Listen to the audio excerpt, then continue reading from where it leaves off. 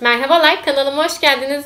Bu videoda bir önceki videomda bahsettiğim İngilizce öğrenmekle ilgili yöntemlerden birazcık daha bahsedeceğim. Diğer yöntemler üzerine birazcık daha konuşacağız. Aynı videonun devamı olacak.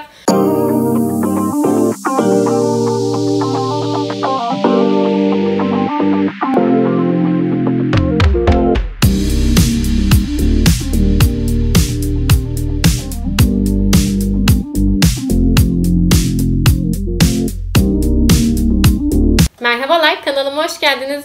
Bu videoda bir önceki videomda bahsettiğim İngilizce öğrenmekle ilgili yöntemlerden birazcık daha bahsedeceğim. Diğer yöntemler üzerine birazcık daha konuşacağız. Aynı videonun devamı olacak.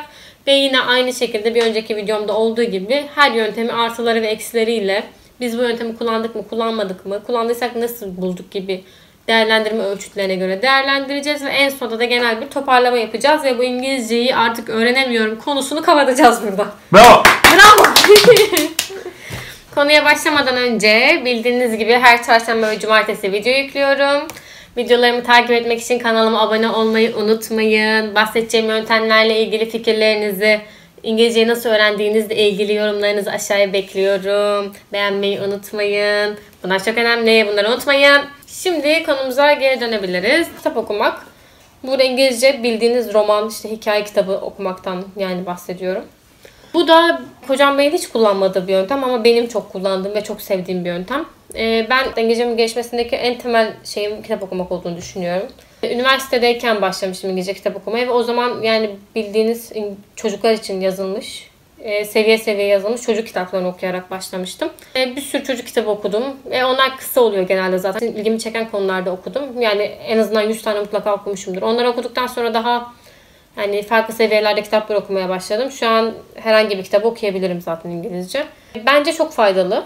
Çünkü hem bilmediğiniz kelimeleri öğreniyorsunuz hem yine her yerde yapabileceğiniz bir aktivite. Kitabınızı her yerde okuyabilirsiniz. Sizinle birlikte gezdirebilirsiniz. Yani istediğiniz kadar okuyabilirsiniz falan. Bence çok faydalı bir şey ve herkesin yapabileceği bir şey yine dediğim gibi. Seviyenize uygun kitabı alıp okuyabilirsiniz. Eksisi ne olabilir bunun? Ya bence en temel eksisi birçok insanın kitap okumayı sevmiyor olması. Sıkıcı buluyor olması. Ben seviyorum. Normalde de kitap okumayı zaten severim. O yüzden benim için sıkıcı bir aktivite değil ve ben yapabiliyorum. Ama normalde de yani zaten sadece zorunluluktan kitap okuyan bir insansınız. Büyük ihtimalle bu size uygun bir aktivite olmayacaktır. Yani bunu da yapamayacaksınızdır büyük ihtimalle. Bir sonraki maddemiz kelime öğrenmek üzerine olan şeyler. Kelime öğrenmek kesinlikle şart bu arada. Yani bir şekilde kelime öğreneceksiniz. Zaten bu bahsettiğim yukarıdaki birçok yöntemde de bilmediğiniz kelimeleri bir şekilde fark etmenizi sağlayacak. Ve onları bir şekilde ezberlemeniz, öğrenmeniz gerekiyor. Bunun için birçok yöntem olabilir. Kelime öğrenmeniz için uygulamalar var. Kendiniz o kelimeleri tek tek yazabilirsiniz. Yani kelimelerin geçtiği cümleler yazmaya çalışabilirsiniz. İşte kelimelerle ilgili kendinize notlar tutup onları her gün okuyabilirsiniz. Sözlük okuyabilirsiniz falan filan yani. Okumayın artık ondan. Onu da okumayın. Yani bir şekilde kelime öğrenmeniz gerektiği çok açık. Hangi yöntemin sizin için daha uygun olacağını siz bilirsiniz. Ya ben mobil uygulamalarla kelime öğrenip çok bundan verim alan insanlar tanıyorum. Bu arada ben sevmiyorum. Ben kelimeleri kağıtlara yazıp kutulara atıyordum ve kutudan çekip bildiklerimi yırtarak çalışmayı seviyorum. Çünkü onun gerçekten atılıyor olması benim hoşuma gidiyor ve o kelimelerin o kutudaki azalıyor olması beni tatmin ediyor yani. Psikolojik olarak motivasyonumu arttırıyor. Bir mobil uygulamadaki listin azalıyor olması bana hiçbir şey ifade etmiyor. Anlatabildim mi? O yüzden mobil uygulamalardan kelime öğrenmeyi ben sevmedim. Denedim ve mutlu olmadım. Siz de kendinize uygun bir yöntem bulmak zorundasınız bence kelime öğrenmek için. Çünkü kelime öğrenmezseniz yukarı yaptıklarınız zaten bir yere varmayacaktır hiçbir zaman. Bir sonraki yöntemimiz de İngilizce dinlemek üzerine olan yöntemlerden bahsedeceğim. Şimdi buradaki dinleme, yani şarkı dinlemek olabilir, podcast dinlemek olabilir, işte İngilizce kulağınızı, İngilizce işitmenizi geliştirmek üzerine yapılmış uygulamalar ve siteler var. Onlardan da olabilir. Bunlardan size önerebileceğim Breaking News. Bunu kullanabilirsiniz dinlemek için. Oradan yine kendi seviyenize uygun hikayeler dinleyebilirsiniz İngilizce ama sevdiğiniz müzikleri, işte podcastleri falan da dinleyebilirsiniz. Bu da oldukça faydalı bir yöntem. Bu Kocam Bey'in sık kullandığı bir yöntem. Kendisi podcast dinlemeyi çok sevdiği için. Ben bunu kullanmıyorum. Ben bir şeyleri sadece dinlemeyi çok sevmiyorum genelde. Yani İngilizce bir şey dinlemektense dizi izlemeyi tercih ediyorum. Yani hem dinleyip hem okuyacağım bir aktiviteyi. Sıkılıyorum çünkü sadece bir şey dinlerken. Ama yine bu da aynı şekilde hem ücretsiz hem herkesin yapabileceği ve seviyesine uygun bir şeyler bulabileceği ve ilgi alanına göre uygun bir şeyler bulabileceği bir yöntem. Eksisi de dediğim gibi bazı insanlar için uygun olmayabilir. Mesela ben. Eğer sadece bir şey dinlemeyi sevmiyorsanız, ben sıkılıyorum sadece dinlerken. Bu da böyle bir yöntem. Bir sonraki yöntemimiz de yazmak üzerine olan yöntemlerden bahsedeceğim. Bunun içinde birçok şey olabilir. Yani İngilizce yazmanızı sağlayacak. Blog yazabilirsiniz. Essay gibi şeyler yazabilirsiniz. Denemeler. Kendi kendinize işte 100 kelime yazayım şu konuyla ilgili. Bunlar da illa bu arada essay falan deyince de herkes şey diye düşünüyor. 2. Dünya Savaşı'nı anlatacak gibi düşünüyor. O kadar böyle kapsamlı şeyler yazmaya çalışmanıza gerek yok yani. En iyi bildiğiniz yemeği yazabilirsiniz. Yemekle ilgili yemeğin tarifini yazabilirsiniz. Ya da çok basit şeyler yazabilirsiniz. Yani işte bir hobini anlat falan gibi böyle çok gündelik şeyler yazabilirsiniz. Yani çok komplike düşünmeyin bir şey yazmak denince. Ya da bu benim Breaking News dediğim siteden bazı kendi seviyenize uygun hikayeler dinleyip onları yazmaya çalışabilirsiniz. Ya da dinlediğiniz şarkıları yazmaya çalışabilirsiniz. Bu yazmaya çalışmak da aynı anda hem sizin dinlemenizi geliştirirken hem de yazdığınız için gramerinizi düzeltecektir bir yandan. Bu yöntemi kullanabilirsiniz. Açıkçası yazmak benim çok kullandığım bir yöntem değil. Kocam Bey'in blog yazdığı oldu. Ben de mecbur kaldığım için akademik kariyerimden dolayı arada makaleler falan yazmak zorunda kalıyorum. Bazı özetler yazmak zorunda kalıyorum İngilizce ama yani hobi olarak İngilizcemi geliştirmek için İngilizce bir şey yazmıyorum genel olarak. Sevmiyorum çok yazı yazmayı çünkü. Ama eğer seviyorsanız, yani günlük falan tutan biriyseniz mesela bu sizin için en ideal yöntem bile olabilir. Yani onu sadece İngilizce yazmak sizi çok ilerletebilir ama ya böyle şeyler çok yapmayı sevmediğim için ben kullanmıyorum. Ama sonuçta bu da hem herkesin yapabileceği bir yöntem, hem bedava hem de her zaman yapabileceğiniz bir yöntem. Bir koşula bağlı olan bir şey değil, bir hocaya bağlı değil, bir kitaba bağlı değil, hiçbir şeye bağlı değil. Yani internetiniz olduğu sürece uygulayabileceğiniz bir yöntem. Sizin için uygunsa bunu da deneyebilirsiniz. Bir sonraki yöntemimiz de Erasmus'a gitmek. Tabii bu videoyu izliyorsanız ve üniversite öğrencisiyseniz ya da işte master doktora programlarının içinde falansanız sizin için büyük ihtimalle mümkün olacaktırsa bu. Bunun dışında da tabii ki bir ülkeye Erasmus'a gitmek, hani fakir ülkelere gitmiyorsanız aslında şu anki ekonomiden dolayı oldukça maliyetli bir şey. Bu gerçeğin de farkındayım. Benim zaten Erasmus gibi bir deneyimim yok ve yani İngilizcemin kötü olduğunu da düşünmüyorum. Yani demek ki Erasmus'a gitmeyenler öğrenebiliyormuş. Bunu anladık. O zaman sil bu yöntemi. O zaman bu yöntemi sil. Neyse şaka bir yana. Kocam Bey'in Erasmus geçmişi var. Ve kendisinin İngilizce öğrenmesinde çok da önemli olduğunu düşünüyoruz ikimiz de. O yüzden tabii ki de faydalı bir yöntem. Kesinlikle çok faydalı bir yöntem. Birçok insan için de faydalı giden ama dediğim gibi belli koşullar gerektiriyor. Belli bir ekonomi gerektiriyor. Herkesin yapabileceği bir şey değil ama şunu özetle söylemeye çalışıyorum. Ya bunu yapamıyorsanız İngilizce öğrenmemenizin açıklaması bu olamaz. Bunu demeye çalışıyorum. Türkiye'de birçok insan Erasmus'a gitmeden ya da yurt dışına dil okuluna vesaire gitmeden İngilizce öğrenebiliyor. Siz de öğrenebilirsiniz.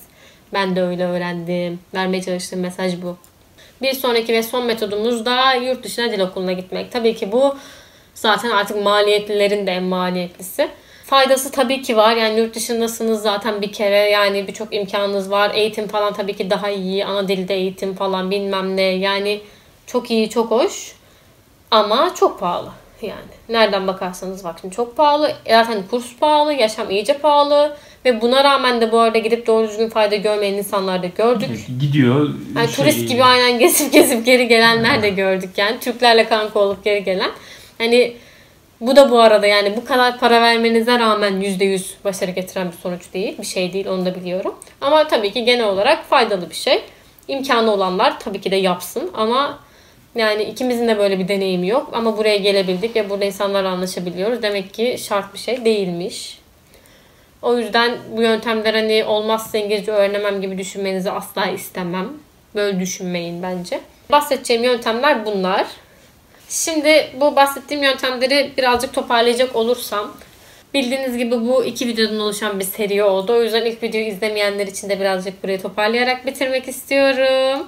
Bizim için işe yarayan yöntemlerden bahsediyorum. Sadece videoda ya da bu videoda bahsettiğim diğer yöntemleri de izleyebilirsiniz. Önceki videomdan ya da bu videomdan. Ama şu an sadece bizim kullandığımız yöntemleri toparlıyorum. İlk olarak İngilizce kitap okumak. Burada bahsettiğim şey hikaye kitabı, normal roman, öyle şeylerden bahsediyorum. Bence çok faydalı, ücretsiz, mükemmel bir yöntem eğer kitap okumayı seviyorsanız. İngilizce dinlemek. Kocam Bey'in özellikle kullandığı podcast, şarkı ve uygulamalar üzerinden herhangi bir şey olabilir. İngilizce bir şeyler dinlemek. Çok faydalı bir yöntem. Yine ücretsiz. Yine her yerde yapabileceğiniz bir yöntem. Filmler ve diziler. Zaten bence artık olmazsa olmaz bir şey. Herkesin kullandığı bir yöntem ve herkesin çok faydalı olduğunu düşündüğü bir yöntem. Mobil uygulamalar. Motivasyonu sürdürmek bazen zor olabilir ama sürdürebilenler için kesinlikle çok faydalı ve biz de bunları çok kullandık ve çok faydalandık. Bunun dışında da eşim için faydalı olan oyunlar. Bunları kullanabilirsiniz. Ve bir de çevrim içi konuşmayla ilgili uygulamalar. Dediğim gibi Cambly'yi ben kullandım. Çok aşırı da memnun kalmadım aslında ama sadece Cambly değil sonuçta. Bu bir arkadaşınızla da konuşabilirsiniz. İnternetten biriyle tanışıp onunla da konuşabilirsiniz. Oyundan arkadaş edinip de konuşabilirsiniz. Yani birçok açıdan şu an teknolojiyi kullanarak yurt dışından birileriyle tanışabilirsiniz. Ya da Türkiye'deki Erasmus'lularla muhabbet edebilirsiniz. Her neyse. Ama bir şekilde İngilizce konuşmak. Bize kalırsa bunlar en faydalı olacak yöntemler. Ama dediğim gibi bu 2 videodan oluşan bu seride başka bir sürü yöntemden bahsettim. Ve onların da faydalarından ve eksilerinden ve kimler için uygun olabileceğinden bahsettim. Umarım bu videoyu izleyen herkes kendine uygun bir yöntem bulabilir ve İngilizcesini ilerletebilir. Ve artık İngilizce bilmiyorum ne yapacağım diye sormayı bırakır. Çünkü inanıyorum ki herkes İngilizce öğrenebilir ve İngilizce öğrenmek bu devirde özellikle kesinlikle parayla ilgili olan bir şey değil. Söylemek istediğim şey bu. Lütfen. Harfleri niye uzatıyorsun? Vurgu yapıyorum. Değil. Ve bu arada yine bu konuda da aşağıdaki Instagram'ım var. Şurada bir yerde. Yazabilirsiniz. Bana İngilizce mesaj atarsanız İngilizcesinde konuşurum. Muhabbet ederim. Hiç sıkıntı değil yani böyle şeyler. Kendinize İngilizce konuşacak birilerini mutlaka bulun. Tavsiyem bu olacaktır. Videomu sonuna kadar izleyen ve bir dahakini izlemeyi planlayan herkese kalp gönderiyorum. Beni dinlediğiniz için çok teşekkür ediyorum. Nasıl İngilizce öğrendiğinizle ilgili ve bahsettiğim uygulamalarla ilgili fikirlerinizi içeren yorumları heyecanla bekliyorum. Aşağıda buluşalım. Şurada bir yerde. Siz hangi yöntemleri kullandınız İngilizce öğrenmek için? Benim söylediğim şeylere katılıyor musunuz? Katılmıyor musunuz? Bunlarla ilgili yorumlarınızı aşağıya bekliyorum. Dediğim gibi beğenmeyi unutmayın. Abone olmayı unutmayın. Sizi çok seviyorum. Çünkü çok tatlısınız.